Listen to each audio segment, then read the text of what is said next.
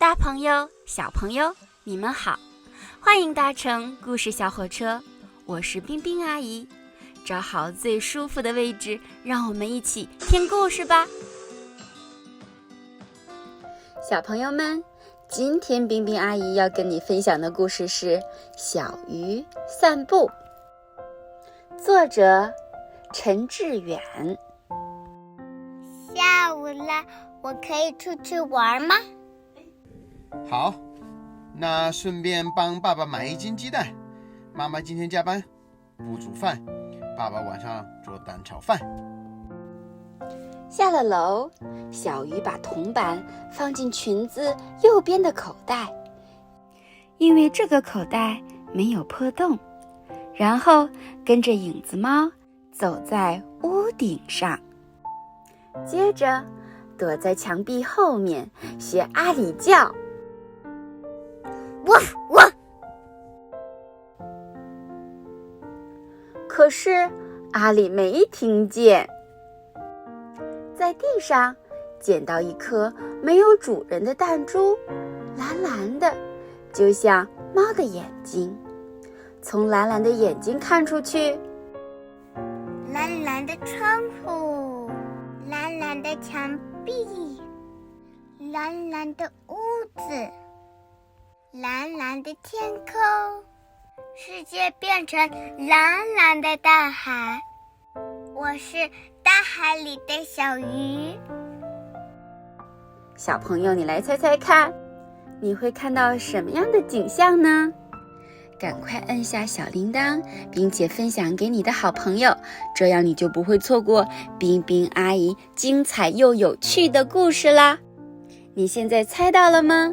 从蓝色弹珠看出去，你会看到什么样的景象？哇哦，一切都变成蓝色的了，真有趣。跟着落叶走，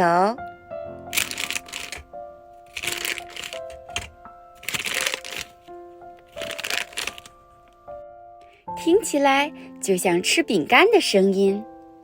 在树下看到一副很想被人戴的眼镜，戴起来很像妈妈。从眼镜看出去，模模糊糊的，是有一点看不清楚的世界。沿着铁皮墙走下去，电线杆旁边就是商店。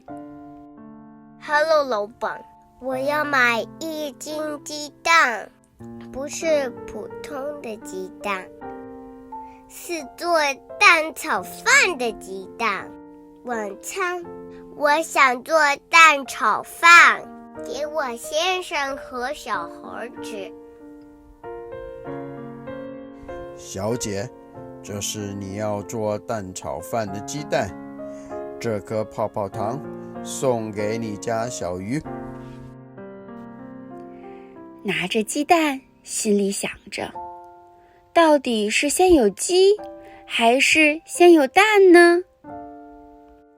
在墙角边看到2朵美丽的花，叶子上有闪闪发亮的水钻石。想把美丽的花送给2个人，我最爱的人。小朋友，如果你也有美丽的花，你想把这朵花送给谁呢？留言告诉冰冰阿姨哦。泡泡糖快不甜了，用力吹了一个很大很大，不能再大的泡泡。泡泡吧的一声，像魔法唤醒哈利。叮咚叮咚，老公，我今天不加班了，带了一位新朋友，要介绍给小鱼。好了，今天的故事就到这里了，欢迎留言和订阅，分享给你的好朋友，我们下次再见。